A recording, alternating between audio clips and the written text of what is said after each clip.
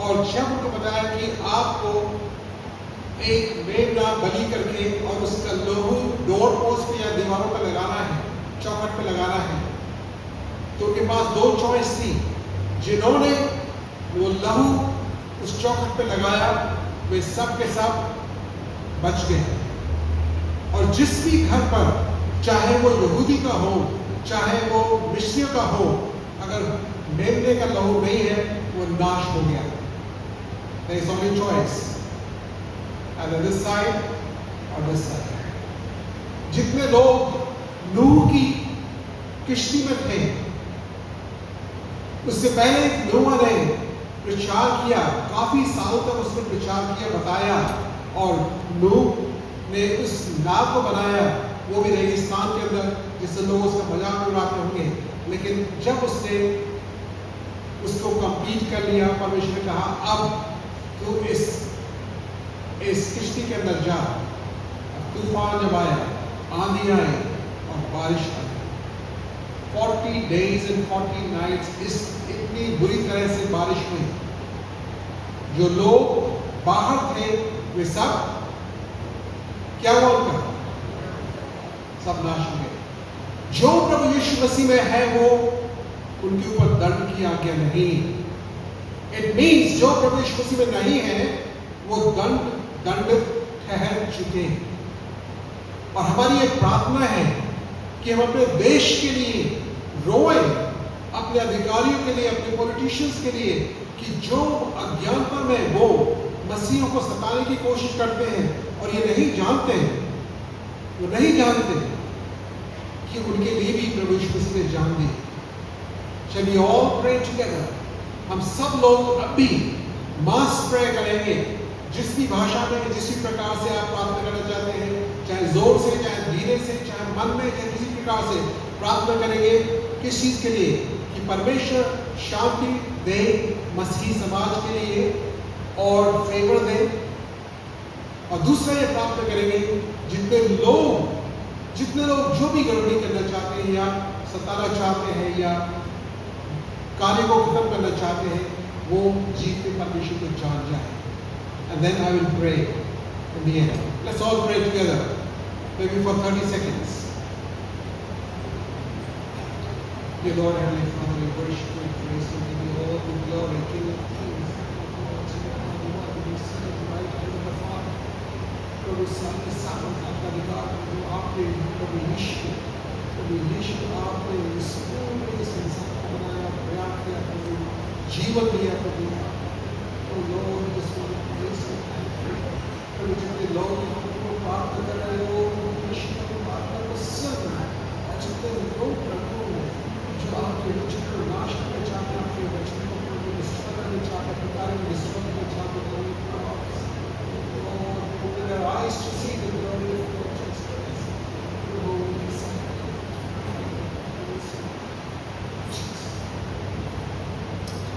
स्वर्गीय पिता परमेश्वर, प्रभु धन्यवाद करते हैं कि आपके बच्चों की प्रार्थना व्यर्थ नहीं जाती। जो हृदय से प्रार्थना निकलती है आपके सिंहासन के पास पहुंचती और उसका उत्तर लेकर प्रभु आती है।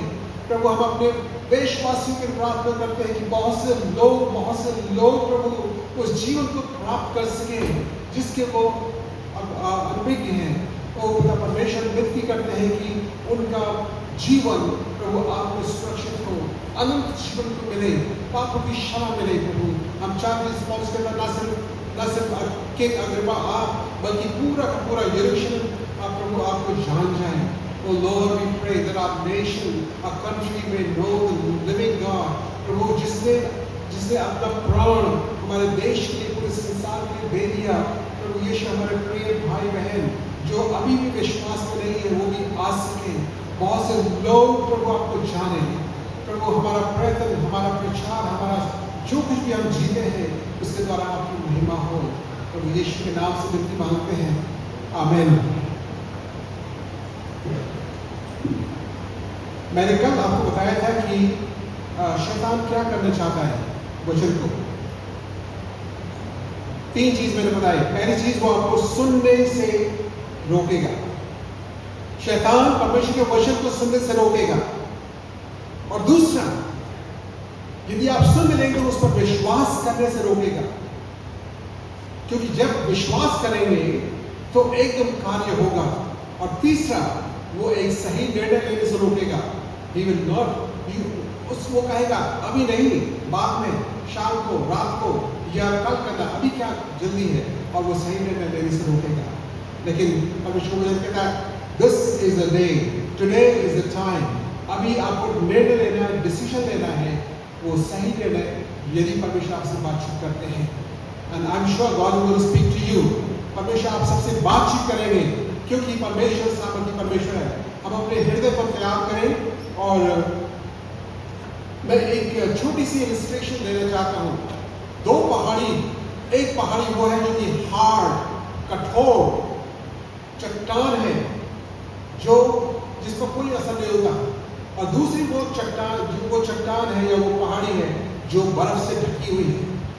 और जब उन दोनों पहाड़ियों पर सूर्य का प्रकाश आता है तो क्या होता है? जो कठोर चट्टान है, जो कठोर पहाड़ी है, वो कठोर ही बनी रहती है, लेकिन कुछ सालों के बाद वो एक्सफोलिएट हो जाती है। एक्सफोलिएट मतलब उसका खंडन हो जाता है, बड़े टुकड़ों में टूटती है, फिर छोटे टुकड़ों में टूटती है, और वो बेकार हो जाती है।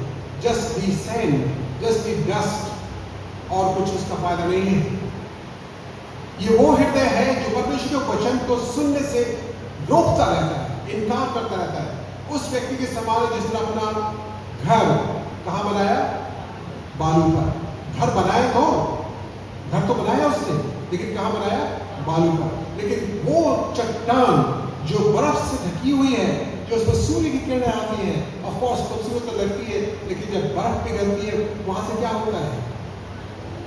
रिवर शुरू होती है, नदी शुरू होती है वहां से, और जीवन शुरू होता है। वहां पे हर प्रकार के जानवर, पक्षी, पेड़ पौधे और मनुष्य और जानवरों के पानी, वहां जीवन मिलता है। आप किस पहाड़ी के समान है? क्या आप चट्टान के समान है जो बैरन, हार्ड, रॉ, एक्सफोलिएट हो जाती है, या उस चट्टान के समान है जहां परमेश्वर का वचन जब आपके हृदय में आता है, वो चिल्लाता है, प्रभु मुझे बचा, मुझे सामर्थ दे, मुझे नया जीवन दे, मुझे तैयार कर अपने कार्य के लिए। And the choice is yours. ये चॉइस आपको करनी है, परमेश्वर जबरदस्ती नहीं करेंगे। God will not force you for this decision. उसने प्रोविजन किया है, लेकिन डिसीजन नहीं है। मैं अपनी छोटी सी गवाही देना चाहता हूं। जब मैं 6 महीने का था, 6 मंथ्स से थोड़ा ज्यादा, तो मेरे फादर को मर्डर कर दिया गया। और जब मेरा होश आया तो अक्सर मेरी माँ रोकर ये कहानी बताती थी दूसरे लोगों को कि फलाने लोगों ने मेरे पति को मार डाला, उनका गर्दन काट दिया, वो रात में सो रहे थे खलियान में और उनका गला काट दिया। परमेश्वर ने मेरे सामने एक प्रश्न आया था, परमेश्वर आपने ऐसा क्यों होने दिया? I have not seen my father, मैंने अपने पिता को देखा नहीं। Why did you let it happen? और एक दिन आया जब मैं जवान हुआ, जब मैंने क्लास 12 पास किया, लेकिन द ड्रीम था कि मैं पढ़ लिखकर बहुत बड़ा ऑफिसर बनूंगा, मेरे पास खूब नौकर चाकर होंगे, मेरे पास खूब पैलेशियल हाउस होगा, और मैं एक से कहूँ तुम जाओ ये करो, दूसरे को ये करो।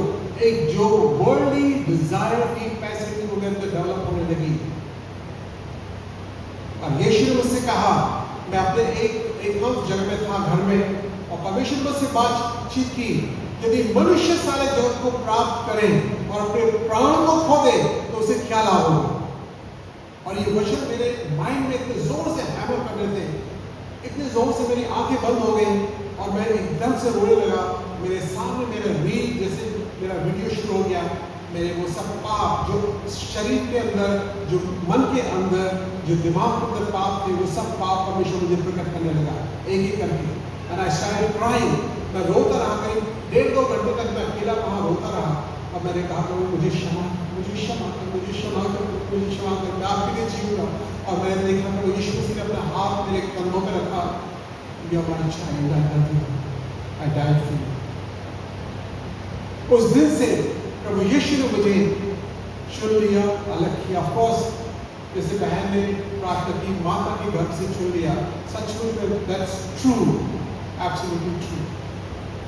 हम सबको चुन लिया। आप यहाँ पर आप बैठे हैं, ये इस बात का प्रतीक है कि परमेश्वर आपको चुन लिया है और आप उसके लिए अलग किए गए हैं। दुख मुसीबतें आएंगी, विपत्तियां आएंगी, सताव आएगा, आपको पीछे नहीं हटना है, आगे बढ़ना है। पहला कदम आपका है, उस कदम को मजबूत करने की सामर्थ परमेश्वर देगा। God will empower your steps। वो पौलुस जो कलीसिया को सताने में धुन में लगा हुआ था, वही पौलुस इतना दुख उठाया परमेश्वर उसी के लिए। उसके लिए कहा कि ये मेरा चुना हुआ पात्र जो मेरे बहुत दुख उठाएगा। एक दिन मैं लॉर्ड सपर ले रहा था और लॉर्ड सपर लेते से मैंने प्रार्थना की, प्रभु जैसे आपने अपना लहू बहाया वैसे ही मेरा लहू आपके लिए बहे। मैंने सोचा नहीं था कि मैं क्या बोलूंगा, अपने आप मेरे हृदय से निकला। मुझे नहीं मालूम कि किस प्रकार से परमेश्वर की महिमा होगी मेरे जीवन के द्वारा या मृत्यु के द्वारा, लेकिन मैं तो जानता हूँ परमेश्वर मुझे बहुत प्यार करता है। परमेश्वर मुझे बहुत समय नहीं है बहुत सी चीज़ों को रिवाइव देने के लिए। परमेश्वर बड़े बड़े कार्य मेरे जीवन में किए हैं, इतनी विश्वास योग्यता दिखाई है और बहुत कुछ किया है। लेकिन आइए हम वचन की ओर बढ़ेंगे। परमेश्वर की महिमा हो, इसको सारा आदर मिले। प्रभु यीशु मसीह की सेवकाई 3 प्रकार की सेवकाई थी। कोई बताएगा क्या थी? 3 प्रकार की सेवकाई प्रभु यीशु मसीह ने की।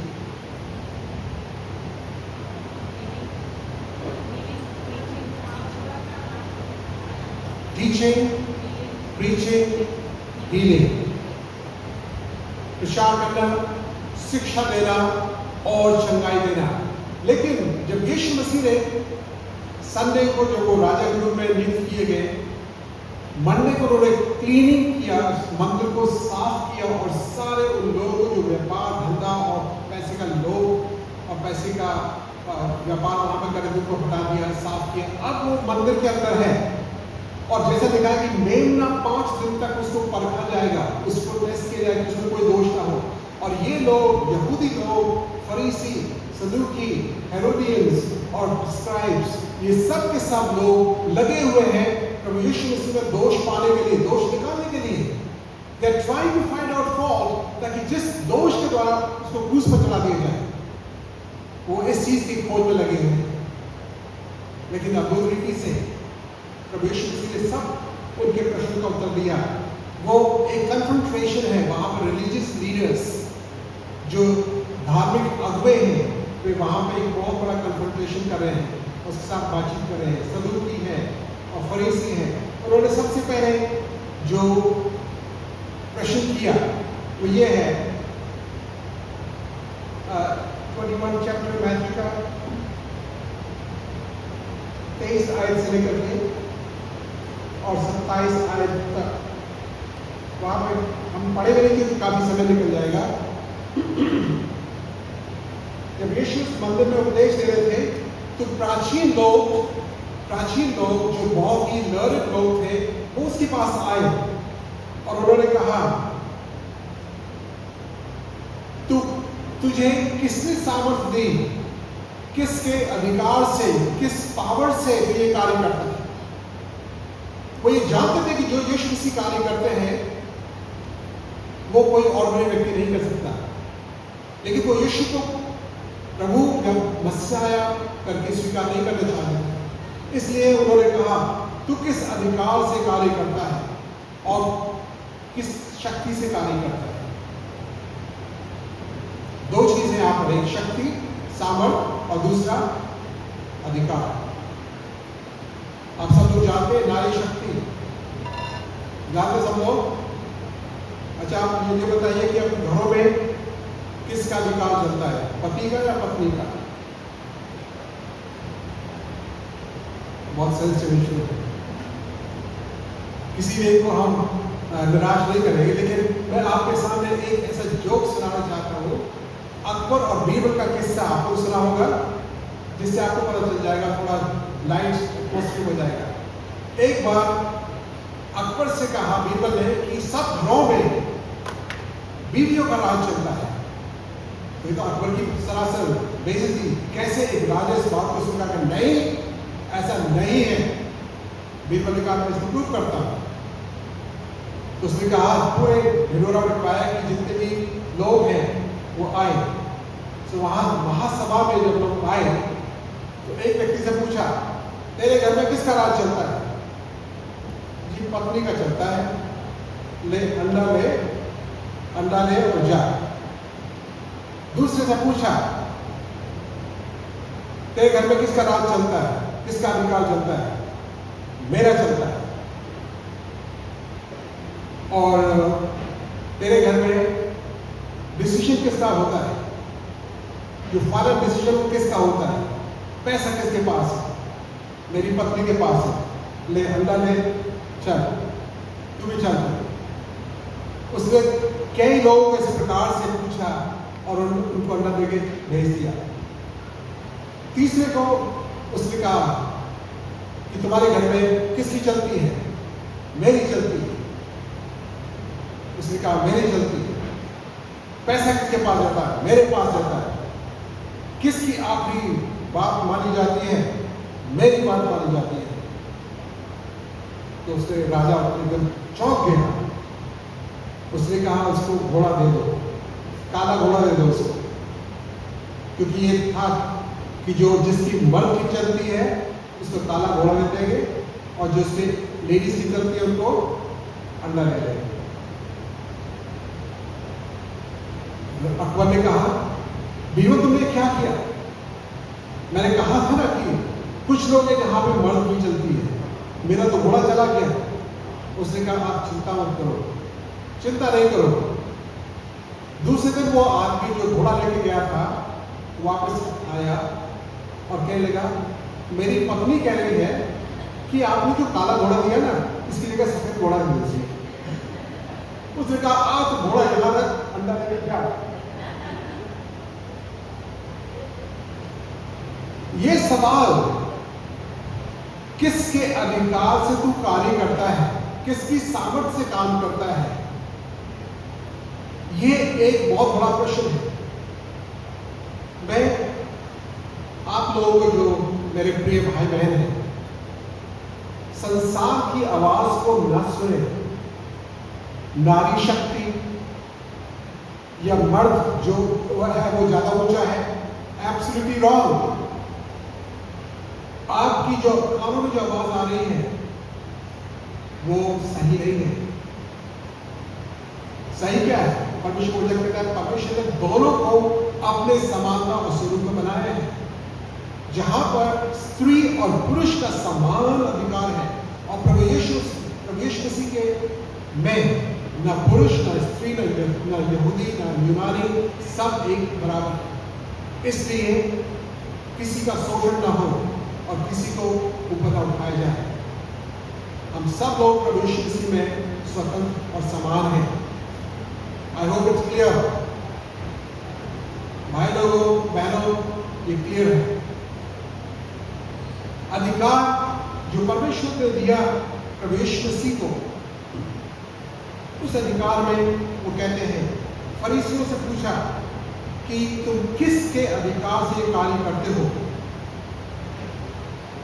यीशु ने कहा मैं तुमसे एक प्रश्न पूछता हूं, और वो प्रश्न यह है कि यूहन्ना का बपतिस्मा क्या स्वर्ग की ओर से था या मनुष्य की ओर से था?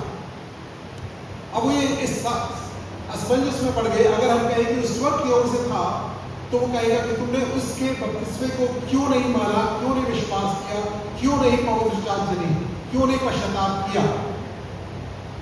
क्योंकि नॉर्मल लोगों ने पश्चाताप किया, जो फरीसी लोग थे, जो लीडर्स थे, अगुवे थे, उन्होंने पश्चाताप नहीं, उन्होंने बपतिस्मा भी नहीं लिया। और यदि वो कहते कि मनुष्य की ओर से है, कहते मनुष्य की ओर से है, तो उनको डर था क्योंकि सब लोग यूहन्ना बपतिस्मा को एक नबी या एक भविष्यवक्ता मानते थे। सीख मानना ही काफी नहीं है जब तक उस पर ना चले, अमल ना करे, जब तक उसको जब ना माने, उसके लिए बहुत जरूरी है। और इन लोगों ने एक्सेप्ट नहीं किया। तब उन्होंने एक बहुत कॉन्स्पिरेसी प्रवेश मसीह के अगेंस्ट की। वो क्या थी कॉन्स्पिरेसी? उन्होंने कॉन्स्पिरेसी की कि टैक्स कलेक्टर्स के बारे में, जो लोग टैक्स इकट्ठा करते थे, उनकी रेपुटेशन अच्छी नहीं थी। वे लोग अच्छी रेपुटेशन नहीं रखते थे क्योंकि वो टैक्स ज्यादा और डिस्टॉर्टेड तरीके से टैक्स लेते थे। तो उनके साथ किसको बुलाया गया? फरीसियों ने बहुत चालाकी से हेरोडियंस को बुलाया। हेरोडियंस कौन थे? हेरोडियंस ये रिलीजियस लीडर नहीं थे, ये पॉलिटिकल लीडर थे, पॉलिटिकल सेक्ट, पॉलिटिकल ग्रुप था जो कि प्रमोट करता था रोमन्स के अफेयर्स को।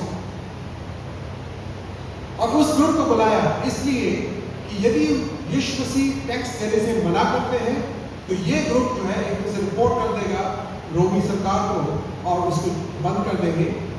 यदि वो कहते हैं कि नहीं, टैक्स नहीं देना चाहिए, तो जो फरीसी लोग थे वो उसके खिलाफ हो, क्योंकि फरीसी लोग टैक्स देना नहीं चाहते थे। इसलिए एक समस्या आती है। हम पढ़े उसको 15 से 22, उसका 22वां अध्याय, मैथ्यू चैप्टर 22 वर्सेस 13 to 22। तब फरीसियों ने जाकर आपस में विचार किया कि उसको किस प्रकार बातों में फंसाएं। अतः उन्होंने अपने चेलों को हेरोदियों के साथ उसके पास यह कहने को भेजा, हे गुरु, हम जानते हैं कि तू सच्चा है और परमेश्वर का मार्ग सच्चाई से सिखाता है और किसी की परवाह नहीं करता, क्योंकि तू मनुष्यों का मुंह देखकर बातें नहीं करता। इसलिए हमें बता, तू क्या सोचता है, कैसर को कर देना उचित है कि नहीं? यीशु ने उनकी दुष्टता जानकर कहा, हे कपटियों, मुझे क्यों परखते हो? कर का सिक्का मुझे दिखाओ। तब वे उसके पास 1 दिनार ले आए। उसने उनसे पूछा, यह छाप और नाम किसका है? उन्होंने उससे कहा, कैसर का। तब उसने उनसे कहा, जो कैसर का है वह कैसर को, और जो परमेश्वर का है वह परमेश्वर को दो। यह सुनकर उन्होंने अचंभा किया और उसे छोड़कर चले गए। Thank you. यहाँ पर ये लोग एक बैकग्राउंड बना रहे हैं, और बैकग्राउंड है यीशु मसीह किस प्रकार से पकड़वाया जाए। बड़े अद्भुत रीति से इन्होंने क्या किया है कि फरीसी लोग नहीं चाहते थे कि यीशु मसीह को फसह के पर्व के दौरान पकड़वाया जाए। क्यों? क्योंकि उनको डर था ऐसा लोग कि पूरे यरूशलेम में बलवा मच जाए। लेकिन परमेश्वर का जो समय था, टाइम था, जो बलि हो रहा था फसह के पर्व को, लैम्ब ऑफ गॉड, उसका वही टाइम था फ्राइडे, जो कि 14 डेज था। सो परमेश्वर ने अपने वचन के अनुसार, अपने समय के अनुसार, अपने पुत्र के द्वारा जो कार्य किया, ऐसा नहीं कि वो बेचारा फंस गया, ऐसा नहीं कि उसको जबरदस्ती क्रूस पर चढ़ाया गया, नहीं, लिखा है वो स्वयं हमारे पापों को लेकर क्रूस पर चढ़ गया। तो ये लोग क्या ट्रैप कर रहे हैं? ये सोच रहे हैं कि हम उसको ट्रैप करेंगे, हम उसकी परीक्षा करेंगे और उसको फंसाएंगे। और वो कहते हैं कि हे गुरु, आप जानते हैं कि जो गुरु है उसका स्थान क्या होता है, और चेला क्या करता है? चेले का क्या काम होता है? गुरु की बातों को मानना।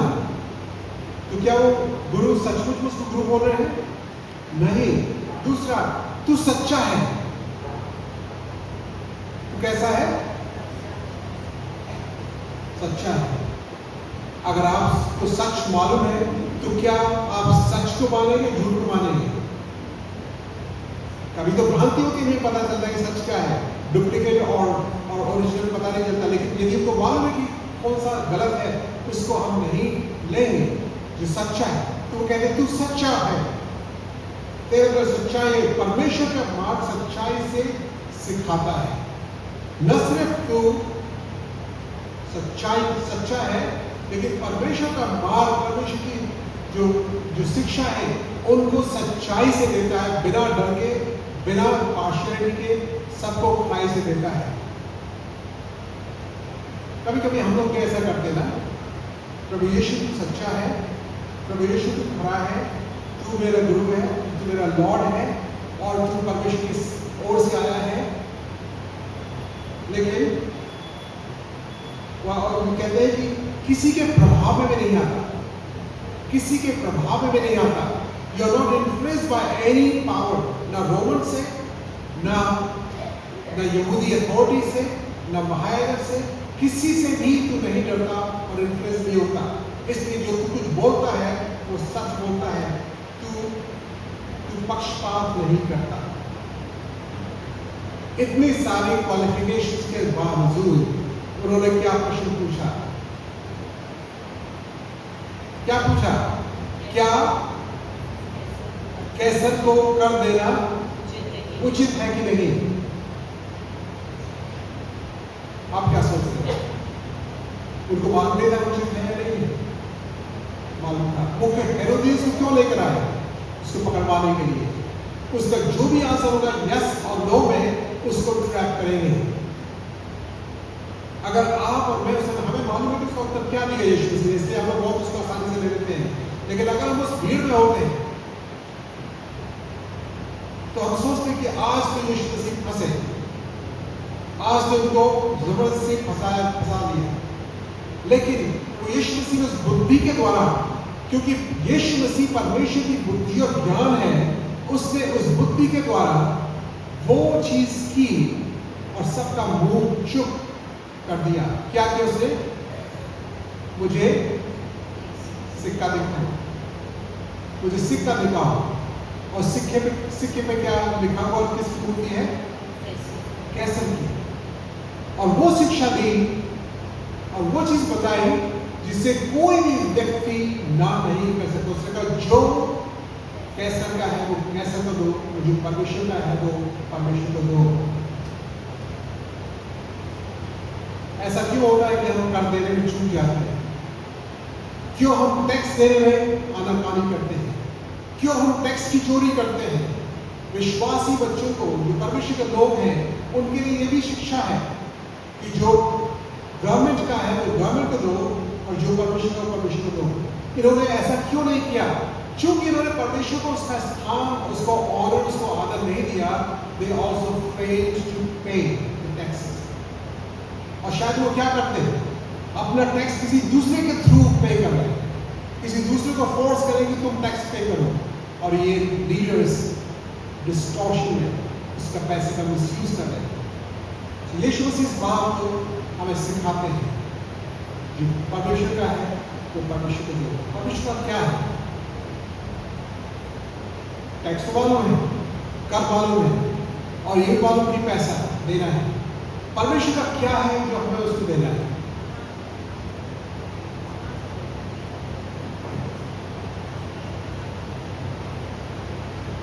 एक कैटेकिज्म जो है, कैटेकिज्म ने इस प्रकार से कहा है, मनुष्य का सबसे मुख्य उद्देश्य क्या है?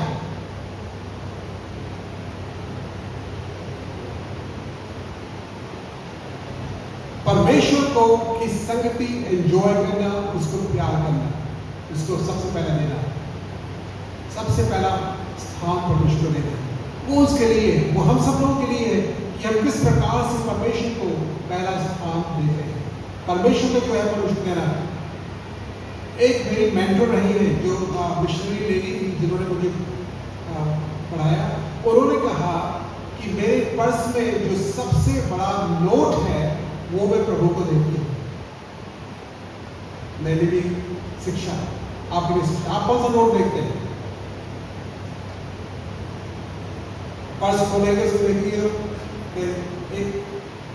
एक हजार का नोट नहीं, 500 का नोट नहीं, कितना 200 का भी नहीं, 100 का भी ज़्यादा हो जाएगा, 50 का भी कोई और काम आएगा, 20 का हाँ ठीक है, 20 10 का भी चलेगा, 10 का नोट भी चलेगा। ये हमारी मेंटालिटी है, ये हमारी सोच है। हमने देना नहीं सीखा और उसकी गलती हमारी नहीं है। हमें जो सिखाया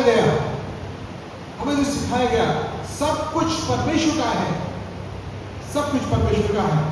एनीवे, मैं आपको जज नहीं कर रहा हूं, क्योंकि मैं तो इस बात को प्रतीक हूँ, ये पूरा भवन है इस बात का प्रतीक है कि आप देने में बहुत ही तत्पर हैं, सक्षम हैं और बहुत ही देते हैं। लेकिन अपना हृदय परमेश्वर को देना, पैसा देना आसान है, लेकिन अपना हृदय, अपना जीवन, अपना समय प्रभु के चरणों में देना, यह है प्रभु को देना, प्रभु को आदर देना, महिमा देना, उसकी स्तुति प्रशंसा करना, उसको ऊंचे को उठाना। हम लोग कई अपने शक्ति, बल और बुद्धि में खो जाते हैं। पहला आप पढ़ेंगे मेरे लिए जर्माया चैप्टर 9 वर्स 23-24। यिर्मयाह 9:23-24। यहोवा यूं कहता है, बुद्धिमान अपनी बुद्धि पर घमंड ना करे, न वीर अपनी वीरता पर, न धनी अपने धन पर घमंड करे, परंतु जो घमंड करे वह इसी बात पर घमंड करे कि वह मुझे जानता और समझता है कि मैं ही वह यहोवा हूँ जो पृथ्वी पर करुणा, न्याय और धर्म के काम करता है, क्योंकि मैं इन्हीं बातों से प्रसन्न रहता हूँ। धनवान अपने किस पर?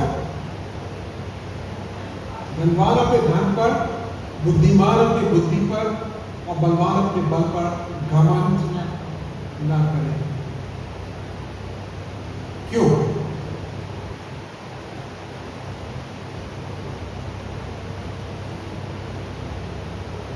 अपनी डिग्रियों पर, अपने प्रोफेशन पर, अपने पोजीशन पर, अपने पैसे पर, बैंक बैलेंस पर, अपनी शक्ति पर घमंड ना करें, क्योंकि वो आज है, कल खत्म हो जाएगा।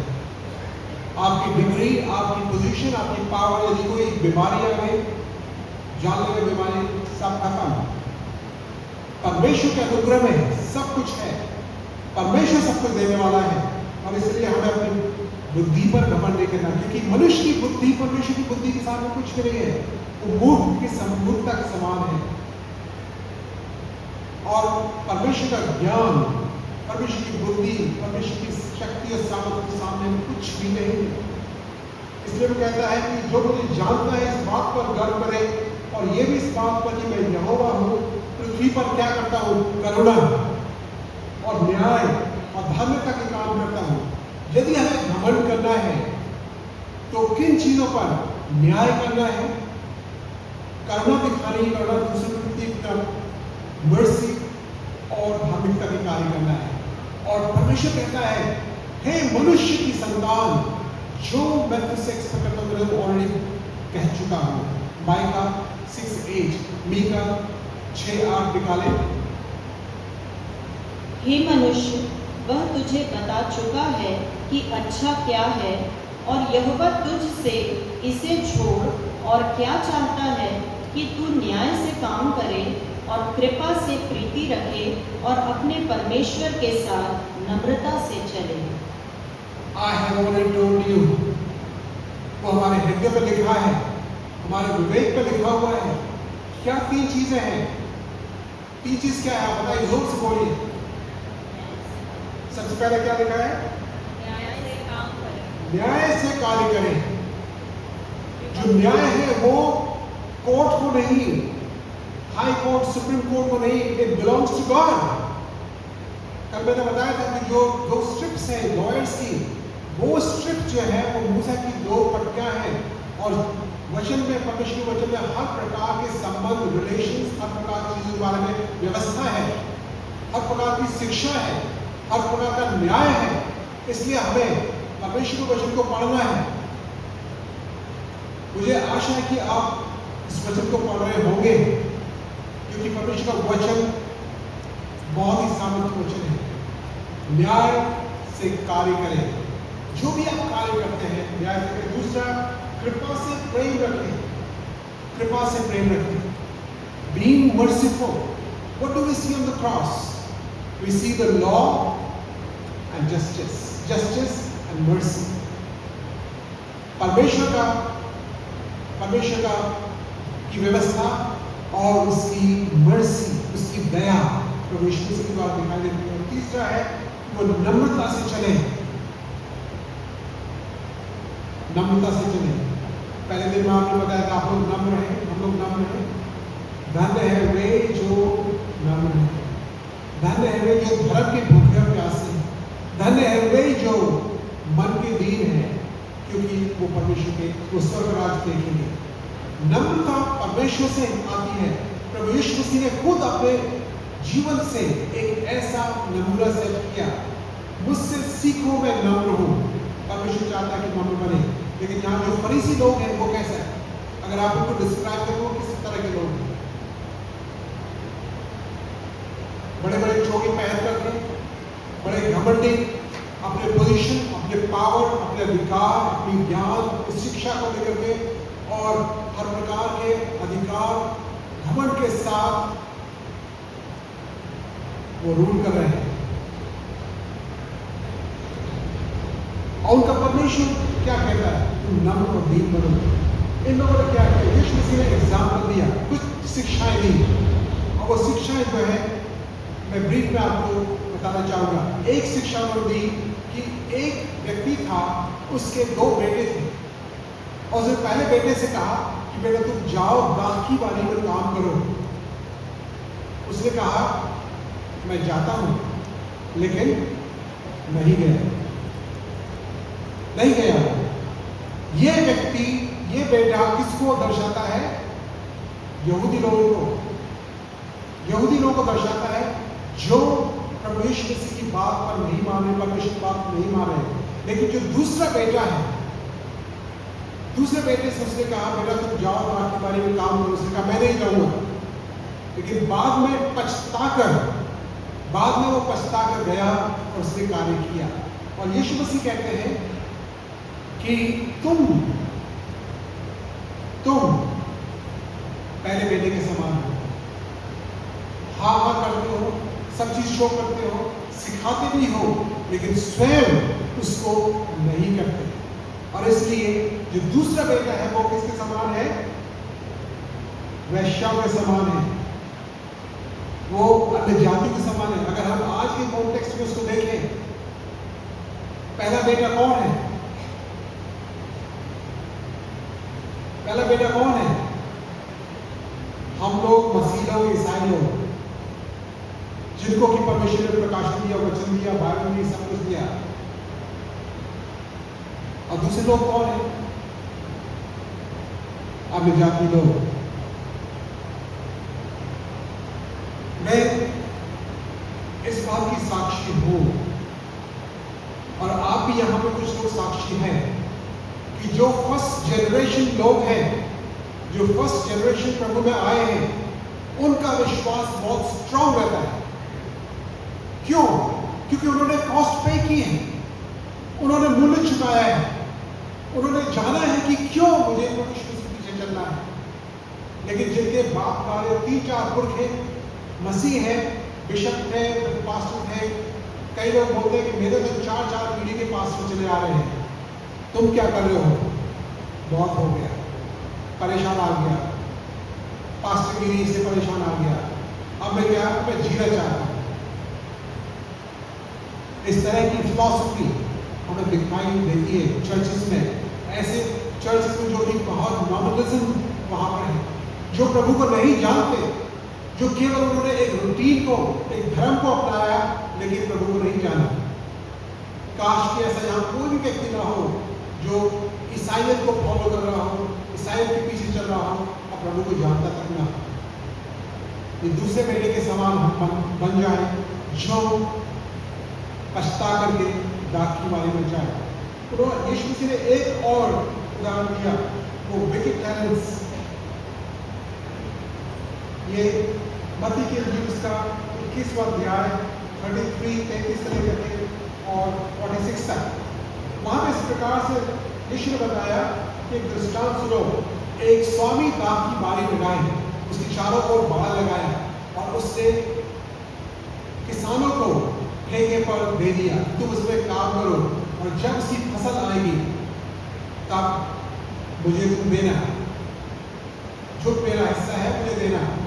लेकिन जब फसल का टाइम आया तो उस मालिक ने अपने नौकरों को भेजा, जाके फसल लेकर आओ। उन्होंने एक को मारा, दूसरे को पीटा, दूसरे को और भगा दिया, किसी का सर फोड़ दिया, उनको भगा दिया। किसी प्रकार से उन्होंने वो चीज नहीं दी, उन फसल नहीं दी। और अंत में उसने अपने प्रिय पुत्र को भेजा, ये जानते हुए कि मेरे पुत्र का आदर करेंगे। उन्होंने कहा आओ हम इसको पकड़ लें, यही तो वारिस है, यही है वारिस को पकड़ लो, हम मार डालेंगे। और उन्होंने उसको पकड़कर मार डाला। वो कौन था? प्रभु यीशु मसीह। प्रभु यीशु मसीह के बारे में यीशु मसीह ने अब खुलकर बता दिया, तुम न स्वर्ग में प्रवेश करते हो और न करने देते हो। ऐसे डायरेक्टली अब यीशु बता रहे हैं, क्योंकि टाइम उनके पास नहीं है, उनके पास 2 दिन है बस क्रूस पर जाने के लिए। इसलिए उनके सारे जो पाखंड था, जो हिपोक्रेसी थी, उसको प्रभु यीशु मसीह ने उनको बताया। एक और दृष्टांत यीशु ने कहा कि एक राजा ने भोज किया। ये 22वें अध्याय में 1 से और 14 तक है। एक राजा जिसने भोज किया, वो कौन राजा है? परमेश्वर। उसने भोज किया अपने पुत्र के विवाह में। आप जानते हैं कि कलीसिया उसकी दुल्हन है, हम सब लोग प्रभु यीशु मसीह की दुल्हन है। और उसका ये दृष्टांत है, यहाँ पर लिखा हुआ है कि उसने जो इनवाइटेड लोग थे, जिनको निमंत्रण मिला था, उन लोगों से कहा कि सब कुछ तैयार है, आओ और मेरे बेटे के विवाह में शामिल हो जाओ और उस राज्य में प्रवेश करो, मनाओ, आनंद मनाओ। लेकिन उन लोगों ने मना कर दिया, बहाना किया, हम नहीं आ सकते, हमारे पास समय नहीं है। ये वो फरीसी लोग, वो लीडर्स थे, रिलीजियस लीडर, जिन्होंने अपनी पोजीशन, पावर को ज्यादा महत्व दी। उन्होंने परमेश्वर के वचन को नहीं माना, प्रभु यीशु मसीह को नहीं जाना। और फिर राजा ने कहा, जो निमंत्रित किए गए थे वे सब के सब निकम्मे ठहरे, इसलिए तुम जाओ, सब जगह प्रचार करो। इसीलिए यीशु मसीह ने कहा था, संसार में प्रचार करो, सब लोगों को प्रचार करो। क्रिश्चियनिटी इज नॉट, या ये सुसमाचार है वो मसीह लोगों के लिए नहीं है। आप सुनिए ध्यान से, जो सुसमाचार है वो मसीह लोगों के लिए नहीं है, वो अन्य जाति के लिए है। क्योंकि मसीह लोग तो ऑलरेडी उसको सुसमाचार प्राप्त कर चुके हैं, जो मसीह लोगों को ऑलरेडी जान चुके हैं। ये सुसमाचार उन लोगों के लिए है जो नहीं जानते। ये शुभ संदेश उन लोगों के लिए जो अभी भी पाप में पड़े हुए हैं। सो उन लोगों को जाओ और उनको इन्वाइट करो और भोज में ले आओ। वहां पर खूब लोग इकट्ठे हुए। यीशु ने कहा, जो पिछले हैं वो पहले होंगे और जो पहले हैं वो पिछले होंगे। इसका मतलब है, जो बहुत सालों से नॉमिनल क्रिश्चियन बने हुए हैं, जिनके बाप दादे केवल एक ट्रेडिशन फॉलो कर रहे हैं, वो प्रभु को नहीं जानेंगे, क्योंकि उन्होंने व्यक्तिगत रूप से नहीं जाना। लेकिन जो अभी लोग आ रहे हैं, जो व्यक्तिगत रूप से उसका अनुभव कर रहे हैं, अगर आपने किया है तो बहुत बहुत अच्छी बात है। अगर आपने नहीं किया है, you can ask the Lord to speak to you. मैं प्रेम के साथ मैं चाहता हूं कि एक भी व्यक्ति इस कलीसिया से नाश ना हो, उस अनंत मृत्यु में न जाए। क्योंकि उसके लिए ये नहीं कि मुझे जाना है, मैं कलीसिया आता हूं, चर्च में आता हूं, इसलिए जाऊंगा। जितनों ने प्रभु यीशु मसीह को स्वीकार किया एक प्रभु के रूप में, एक स्वामी के रूप में, एक राजा के रूप में, और अपना जीवन दिया है, एक पवित्र करके नया जन्म प्राप्त किया है, वे ही लोग परमेश्वर के लोग हैं। वे ही लोग सच्चाई के लिए खड़े हो सकते हैं, वे ही लोग मरने तक विश्वास कह सकते हैं। सो ये उदाहरण दिया। लेकिन उसमें एक व्यक्ति था, उस शादी के समारोह में एक व्यक्ति था जिसके पास शादी का कपड़ा नहीं था। और ये एक रहस्य को यहाँ पर प्रकट करता है। क्या रहस्य है? वो रहस्य ये है कि इस व्यक्ति ने प्रभु यीशु मसीह को नहीं जाना, इसके पास धार्मिकता नहीं थी, इसके पास जो वस्त्र था, विवाह का वस्त्र नहीं था। विवाह का वस्त्र क्या है? वो प्रभु यीशु मसीह की धार्मिकता है। जितनों ने उसे ग्रहण किया, जो यीशु मसीह में है, वो नई सृष्टि है, उनके पास दंड की आज्ञा नहीं है। ये प्रश्न मुझे पूछना है, आपको पूछना है, क्या मैंने वो धार्मिकता जो प्रभु यीशु मसीह की है प्राप्त की है? अगर नहीं, इससे पहले प्रभु यीशु मसीह आए, हमें वो धार्मिकता प्राप्त करनी है। तो आखिर में मैं कुछ शॉर्टकट करके लास्ट में वो देना चाहता हूं कि पैराबल ऑफ टैलेंट्स 25वां अध्याय आप निकालिए।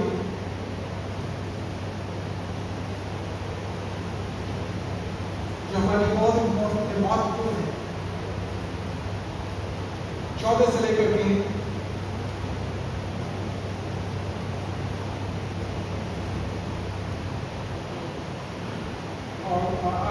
29 तक है, लेकिन हम लोग उसको पूरा पढ़ेंगे नहीं। आप में से कितने लोग इसको जानते हैं, इस पैसेज को? इसी प्रकार से मैं एक्सप्लेन करूंगा। कितने लोग जानते हैं? कुछ लोग जानते हैं, लेकिन जो लोग नहीं जानते, इस प्रकार से है कि एक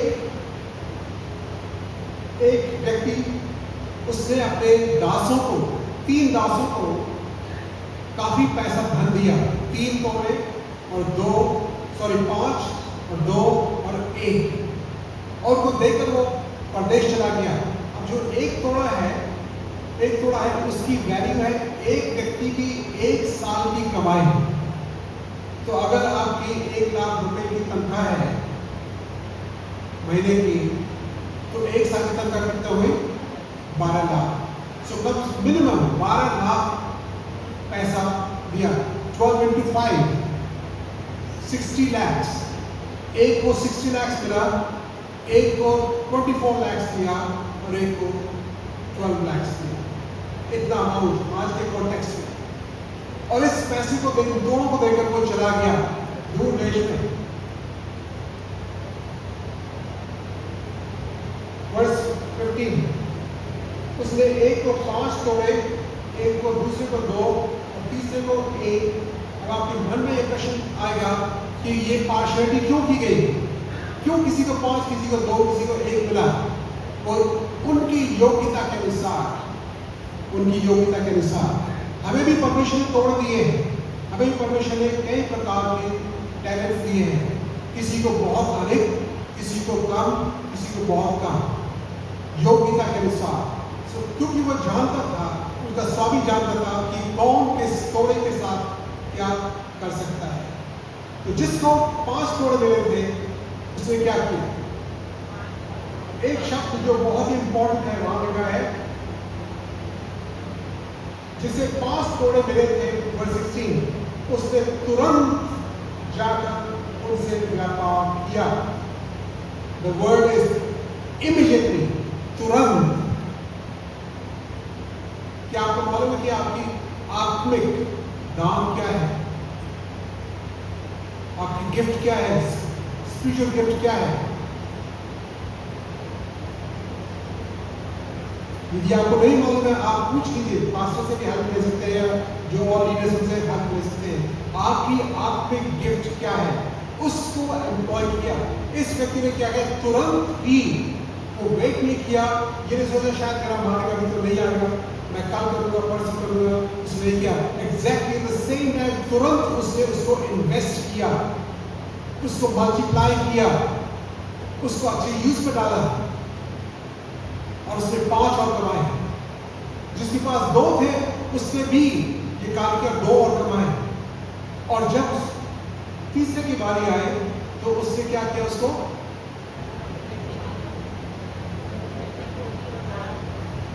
हमारी तरह क्या कर दिया? मिट्टी में गाड़ दिया। अब वो आप जज करेंगे, मैं नहीं बोलूंगा, इसको आपको जज करना है कि आप क्या करते हो उस गिफ्ट के लिए। उसने गाड़ दिया, और जब उनका स्वामी आया, उनसे हिसाब लिया, तो उसने क्या कहा? जिसने 5 जिसके पास 5 थे उसमें 5 और मिले, उसने कहा हे धन्य, शाबाश, मैंने कहा शाबाश, हे धन्य, आपको पाने को अच्छा रहेगा। धन्य है अच्छे और विश्वास योग्य दास, तू थोड़े में विश्वास योग्य रहा, मैं तुझे बहुत वस्तुओं का अधिकारी बनाऊंगा, अपने स्वामी के आनंद में सहभागी हो।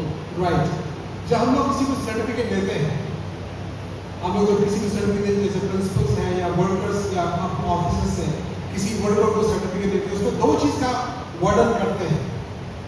ऑफ कोर्स उसने क्या किया होता है, उसका कंडक्ट और उसका काम, उसका वर्ड, उसका चरित्र कैसा था और उसका कार्य कैसा था। और यही इनका स्वामी कहता है, शाबाश, well done my good and faithful servant. Good is the conduct, good is the conduct and the faithfulness is the attitude. Can you here that? न्याय के दिन क्या आपको सुनने को मिलेगा? Well done my faithful so and so. आप अपने नाम देके ये पूछ सकते हैं प्रश्न, क्या परमेश्वर न्याय के दिन, क्या प्रभु न्याय के दिन आपसे कहेगा, धन्य मेरे उत्तम दास और मेहनती दास, तूने बहुत विश्वास योग्यता के साथ, मेहनत के साथ कार्य किया है। और क्या उसका प्रतिफल मिलेगा? इसको और भी अधिक दिया जाए। जब हम परमेश्वर के दानों को, वरदानों को इस्तेमाल करते हैं, परमेश्वर इसको मल्टीप्लाई करता है, वो इंक्रीज नहीं करता, ही मल्टीप्लाइज। आपको जो भी दान मिला है, देने का दान मिला है, शिक्षा का दान मिला है, सुनने का दान मिला है, या सेवा करने का दान मिला है, या भविष्यवाणी करने का दान मिला है, जो भी आपको आत्मिक दान वरदान मिले हैं, उनको आप इस्तेमाल करें तो उसको परमेश्वर और बढ़ाएगा। किसके लिए? कलीसिया की बढ़ोतरी के लिए, अपने स्वार्थ के लिए नहीं, अपने व्यक्तिगत रूप से नहीं, उसको और बढ़ाएगा ताकि आप सामर्थ के साथ कार्य कर सकें। अगर आपको ऑर्गेनाइजेशन का दान मिला है, जितने लोगों ने ऑर्गेनाइज की चीज को, सेवा का दान मिला है, उसको आप करें, God will increase and you will be made in charge of greater things. और बड़ी चीजों का आपको अधिकार मिलेगा। लेकिन दूसरा जो है बहुत ही दुखद की बात है, जिसको एक मिला था उसने उसको जमीन में गाड़ दिया। और उसने क्या कहा? उसने स्वयं अपने स्वामी को उल्टा सीधा कहा। उसने क्या कहा? हे स्वामी, मैं तुझे जानता था कि तू कठोर मनुष्य है। ऑलराइट, कैसा है मनुष्य तू? उसने उस पर दोष लगा दिया, अपने स्वामी पर दोष लगा रहा है, तू कठोर व्यक्ति है, और जहां नहीं बोलता वहां से बटोरता है। बट इसका मतलब यू आर अनजस्ट ऑल्सो। न सिर्फ आप बहुत ज्यादा क्रूअल हैं, बल्कि आप अनजस्ट भी हैं, आप अन्याय भी हैं, क्योंकि जहां नहीं बोलते वहां से आप काटते हैं, आप उनका सीधा करते हैं, मनमानी करते हैं। और मैं डर गया। हम लोग कब डरते हैं? ये डर कैसा है? ये भय का डर है, ये रेवरेंस का डर नहीं है। हम अपने परमेश्वर से जब डरते हैं तो वो डर दूसरा है। वो डर है एक रेवरेंशियल डर, फियर। हम बहुत ही भय के साथ उसके सम्मुख आते हैं। लेकिन ये जो डर है, ये कॉन्सिक्वेंशियल डर है कि बुरा उसका परिणाम होगा, और इसके लिए वो डर भी है। मैंने जमीन में गाड़ दिया। हम में से कोई ऐसा ना हो, हम में से कोई भी ऐसा व्यक्ति ना हो जो अपने दान वरदानों को, आत्मिक वरदानों को, टैलेंट्स को, जो भी आप कर सकते हैं आप करिए। परमेश्वर ने आपको बुद्धि दी है, परमेश्वर ने आपको शक्ति दी है, परमेश्वर ने आपको हाथ दिए हैं और सब कुछ दिया है, जुबान दी है, अच्छे कार्य के लिए, सेव कार्य के लिए, परमेश्वर के राज्य के लिए, चर्च की बढ़ोतरी के लिए, सुसमाचार प्रचार के लिए। अभी जब मैं यहाँ आने से पहले एक पास्टर सैमुअल, शायद आप सब लोग कुछ लोग जानते हो उनको, वो धूप में चलकर आए मेरे रूम में, और उन्होंने प्रार्थना की, और ऐसी प्रार्थना की मेरा हृदय भर गया प्रेम से। वो व्यक्ति कहते 6 से 9 परिवारों को मैं सुसमाचार सुनाता करता हूं। एक व्यक्ति ओल्ड एज में, ही इज 86। मैंने कहा परमेश्वर धन्यवाद हो, धन्य हो ऐसे लोग, आपके लोग जो इस उम्र में 86 एज में वो धूप में आगे चल के मेरे लिए प्रार्थना किए, और आप लोगों ने प्रार्थना किए, सब लोगों ने प्रार्थना किए। परमेश्वर धन्यवाद हो ऐसे लोगों के लिए। मैं ये चाहता हूं कि हमें से कोई भी फरीसियों के समान कलीसिया के ऊपर उंगली उठाने वाला, दोष लगाने वाला, एक दूसरे को नीचा कराने वाला न हो, बल्कि परमेश्वर के कार्य के लिए हम सब के सब तत्पर तैयार हो, एकदम से कार्य करने के लिए रेडी हो हमेशा। कुछ चाहे बोला जाए या ना भी बोला जाए, we should be all ready so that we may bring glory to God. Hallelujah. मैंने बहुत ही सिंपल शब्दों में अपने उस हाई फिलॉसफी बुद्धि ज्ञान के साथ सिंपल शब्दों में वचन आपके सबको करना है। निर्णय आपका है कि आप क्या करेंगे, क्या करेंगे आप दान से, वरदानों से, क्या करेंगे आप अपने जीवन से, किस प्रकार से उसको मेहनत देंगे। Let's pray. आइए हम प्रार्थना करें।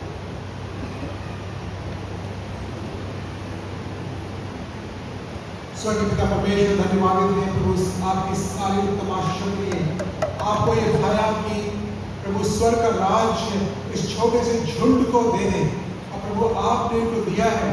आपने प्रभु बहुत से लोगों को अपने राज्य के लिए स्थापित किया, खड़ा किया है, बुद्धि और ज्ञान से, हर प्रकार के टैलेंट से। प्रभु विनती करते हर एक जन को इस कलीसिया का सदस्य है, प्रभु पवित्र आत्मा से परिपूर्ण होकर के आपके राज्य के लिए अपने उन गुणों को, अपने उन तोड़ों को प्रभु लगाए, ताकि बहुत बड़ा कार्य हो सके। प्रभु हम चाहते हैं कि आपकी महिमा इस कलीसिया के द्वारा होती रहे। प्रभु यीशु के पवित्र नाम से विनती मांगते हैं, आमीन।